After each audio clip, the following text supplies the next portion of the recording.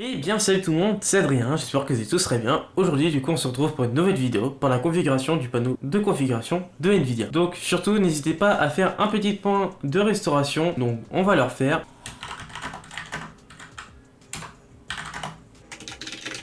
Bien évidemment, quand j'avais fait donc, les sauvegardes sur les autres vidéos, je n'avais pas regardé mais surtout vérifiez bien afin d'être sûr que vous êtes sur le disque local C pour être sûr que les paramètres Windows soient bien pris en compte. Maintenant on va faire OK et on va descendre sur le GDoc, tout est en description ainsi que le Discord. Donc on va aller sur le bureau, on va faire un petit clic droit, panneau de configuration Nvidia. On va faire accepter, continuer. Maintenant du coup on tombe sur le panneau de configuration Nvidia et on va aller dans changer la résolution. Donc moi par exemple j'ai un MSI 144 Hz, donc je vais aller sur PC 1920 par 1080, 144, je vais faire appliquer, donc c'est normal qu'il y ait un écran noir, oui, et c'est tout. Ensuite on va aller sur Asus VP, donc là il est en 1920 par 1080, on va faire personnaliser, activer les résolutions non exposées par l'écran, créer une résolution personnalisée, accepter, donc 1920 par 1080, et ici je vais mettre donc du 65 Hz parce que je sais très bien qu'il peut le supporter.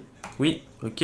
Ensuite je resélectionne là-dedans, appliquer, oui. Et là, du coup, c'est tout bon. On a augmenté le taux de rafraîchissement de mon écran secondaire. Vous pouvez le faire, hein, si tu as vu à la vidéo de French Hardware, que là, par contre, j'avais vu.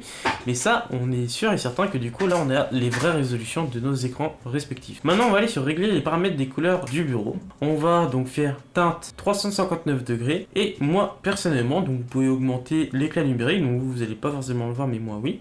Pour redonner un peu plus de couleurs vives, donc ça va faire éclater un peu plus les couleurs, et tant mieux. C'est un peu plus joyeux, je vous conseille surtout pour les jeux, après pour des films ou autres, pour du montage vidéo, pour montage photo, c'est pas forcément naturel, donc du coup autant rester sur ce qui est de base, ou sinon réglez bien vos couleurs sur votre écran. On va aller sur le Asus, on va refaire pareil, appliquer, et c'est tout bon. Maintenant, on va aller sur régler la taille et la position du bureau. On va sélectionner donc mon écran principal, pas de mise à l'échelle, effectuer la mise à l'échelle sur processeur graphique, appliquer, oui, et on va faire pareil sur le Asus. Donc pas de mise à l'échelle, effectuer la mise à l'échelle sur la partie graphique, oui, et c'est tout bon. Donc pour cet onglet là, on a terminé. Ensuite on va aller sur paramètres 3D, régler les paramètres d'image avec aperçu. On va aller sur utiliser mes préférences pour améliorer. On va glisser donc le petit curseur tout à gauche et on va faire appliquer. Oui, et c'est tout bon. Maintenant, on va aller sur gérer les paramètres 3D. Et ici, donc vous allez faire attention, parce qu'il y a certaines choses qui sont peut-être activées, d'autres désactivées. Donc, vous descendez un peu sur filtrage de texture qualité, vous vérifiez bien qu'il soit sur qualité.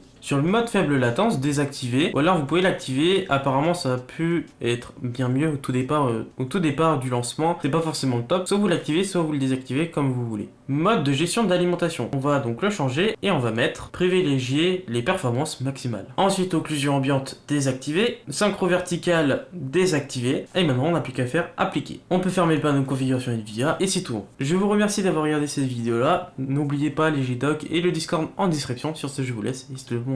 Ciao.